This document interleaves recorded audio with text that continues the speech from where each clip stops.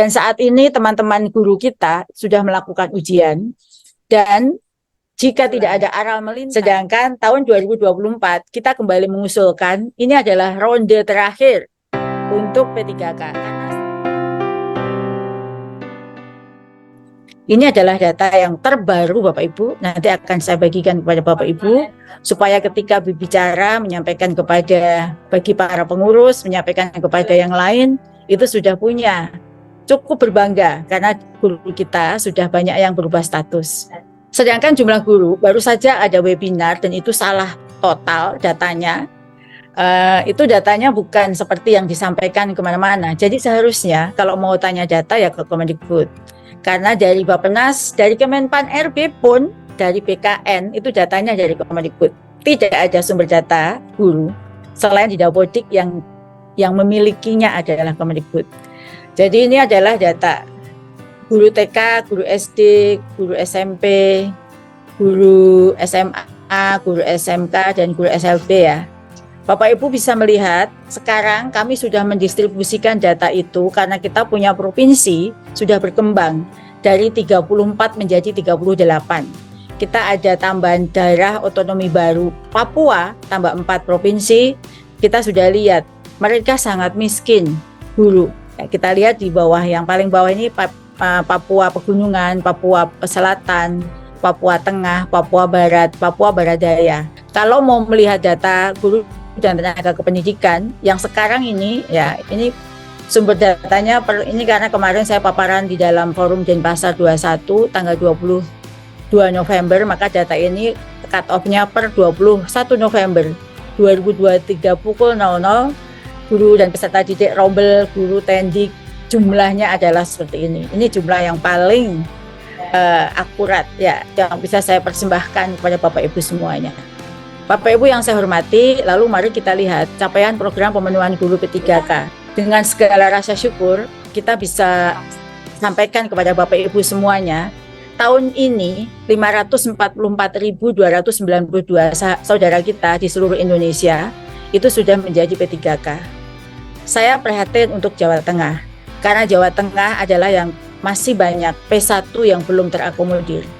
Karena saya sempat datang langsung ke gubernur saat itu, di menit-menit terakhir untuk bisa mengusulkan, yang menit-menit terakhir, saya pikir tidak ada risiko, karena akan segera berakhir jabatannya, tetapi saat itu belum bisa ditambah formasinya. Jadi, segala cara saya lakukan, kami lakukan agar daerah-daerah yang usulannya formasinya masih belum maksimal, saya datangi gubernurnya. Dan tahun ini formasi yang kita usulkan 600.000, tetapi alhamdulillah dengan perpanjangan yang kita mohon itu bisa menambah formasi lagi menjadi 296.059 formasi. Dan saat ini teman-teman guru kita sudah melakukan ujian, dan jika tidak ada aral melintang, maka awal tahun depan jumlah guru honor kita menjadi P3K bertambah menjadi 840.000.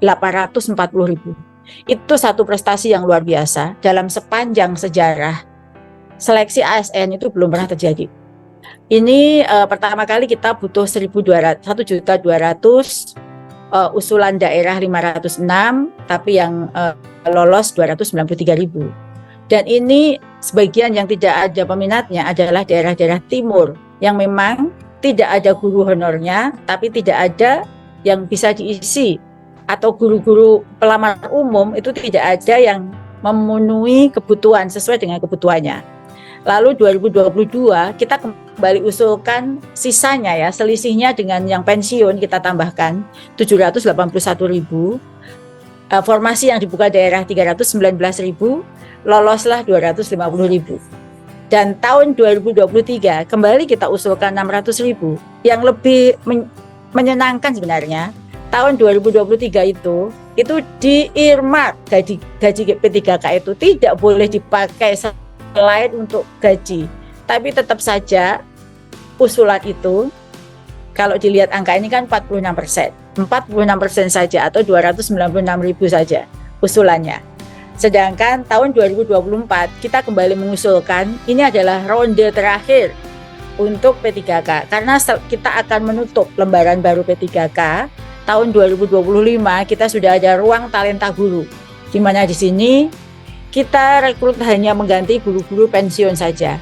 Jadi Bapak Ibu yang saya banggakan, kalau sekarang Bapak Ibu melihat ada guru PPG Prajabatan ikut P3K, itu sama sekali beda coupling dengan coupling Bapak Ibu guru honor. Guru lulusan PPG Prajabatan gelombang 1, 2, dan 3 yang baru dibuka ini hanya untuk mengisi guru-guru yang pensiun, yang gajinya sudah ada guru pensiun. Sedangkan coupling guru honor ini adalah yang sekarang tersedia kebutuhannya. Ini saya belum pernah klarifikasi sama sekali dalam sebuah forum apapun, tapi di luaran kan banyak sekali informasi. Sekaligus forum ini bisa sebagai forum klarifikasi jika nanti ada yang bertanya. Jika ini selesai, maka rantai guru honor ini bisa kita selesaikan sejalan dengan amanat Undang-Undang Nomor 20 Tahun 2023 tentang Undang-Undang ASN. Mungkin program prioritas itu banyak sekali. Bagi saya itu mudah dieksekusi. Semua program yang tadi saya sebut, guru penggerak, sekolah penggerak itu mudah. Tapi yang paling sulit bagi saya dan paling menyita semua energi adalah P3K ini. Kenapa? Ini menyangkut manusia, begitu ya.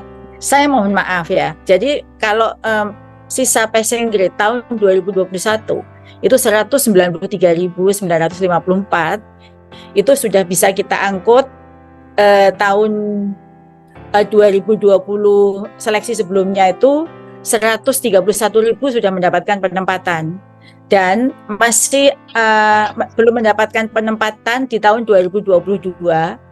Ini kemarin ya, seleksi yang kemarin itu jumlahnya masih 62.000. Tahun ini alhamdulillah akan terangkut lagi dengan segala cara ya, karena kami memang prioritasnya di P1 dengan berbagai perpanjangan dan pembahasan yang sangat intens. Maka 50.248 di seleksi ini sekarang yang sedang berlangsung ini akan mendapatkan penempatan. Saya senang sekali dan masih tersisa ini masalahnya 12.279, dan ini adalah potensi akan kami tuntaskan di tahun 2024. Ini kan ditayangkan ya Bu ya, dalam YouTube ya Bu ya, sekaligus bisa dibaca oleh guru-guru nih yang sekarang suka menghujat ya, bahwa saat ini PGSD ya, PGSD itu guru SD itu adalah guru yang paling kurang untuk P3K. Jadi yang P3K yang paling kurang dan guru yang pensiun yang terbanyak. Berbagai cara kita lakukan untuk bisa merekrut lulusan PGSD masuk PPG Prajabatan itu tidak pernah bisa memenuhi kuota. Sementara Bapak Ibu, ketika sudah jadi punya serdik, guru-guru matematika, bahasa Indonesia, IPS, semua itu bisa ngelamar guru SD. Sehingga formasi SD itu diperebutkan oleh lulusan dari bidang studi yang linear untuk mapel SD. Mereka tidak mendapatkan pedagogi untuk mengajar SD. Sehingga untuk waktu tertentu hingga kuota guru kelas itu terpenuhi, kami berdiskusi dengan asosiasi guru PGSD untuk membuat lebar input PPG untuk PGSD. Daripada mereka tidak mendapatkan bekal pedagogi ke-SD-an, tiba-tiba ngajar SD, lebih baik mereka lulusan matematika, bahasa Indonesia itu belajar pedagogi untuk PGSD dan dia bisa menjadi guru SD sampai guru-guru kelas ini terpenuhi. Dan ini pun juga berlaku untuk P3K. Sehingga sekarang guru-guru bahasa Inggris itu sudah kami linearkan dengan SD. Guru BK sudah linear dengan SD.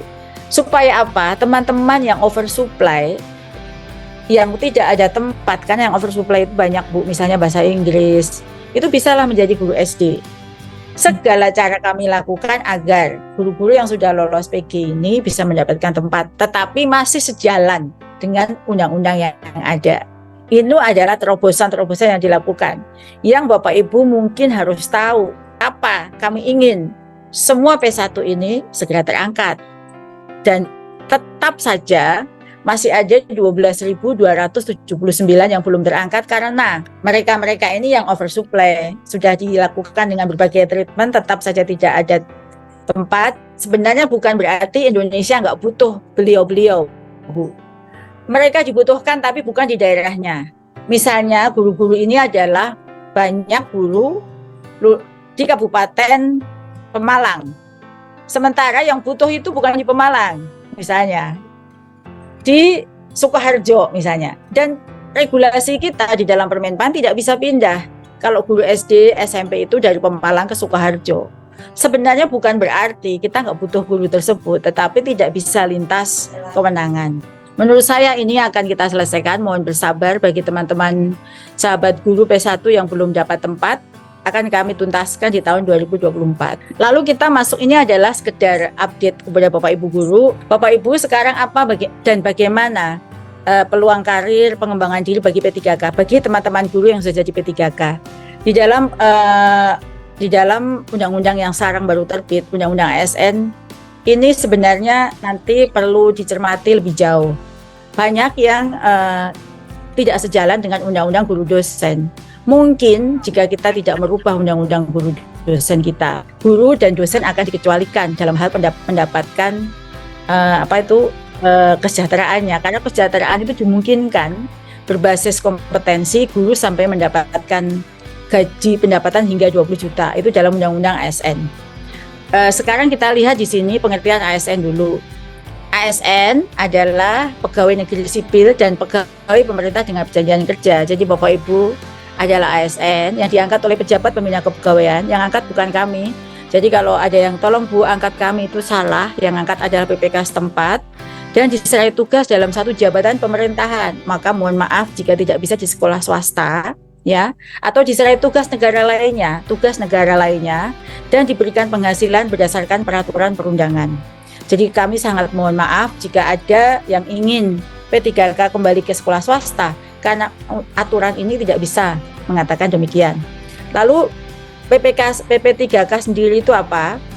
Adalah warga negara Indonesia yang memenuhi syarat tertentu yang diangkat berdasarkan perjanjian kerja untuk jangka waktu tertentu dalam rangka melaksanakan tugas pemerintahan dan atau menduduki jabatan pemerintahan. Jadi Bapak Ibu, di dalam undang-undang yang baru pun, kalau kemarin kami ingin asosiasi perguruan tinggi swasta atau asosiasi sekolah swasta untuk mengajukan permohonan kepada Kemenpan RB agar keinginannya P3K bisa diletakkan di sekolah swasta itu ternyata tidak bisa masuk dalam pasal ini.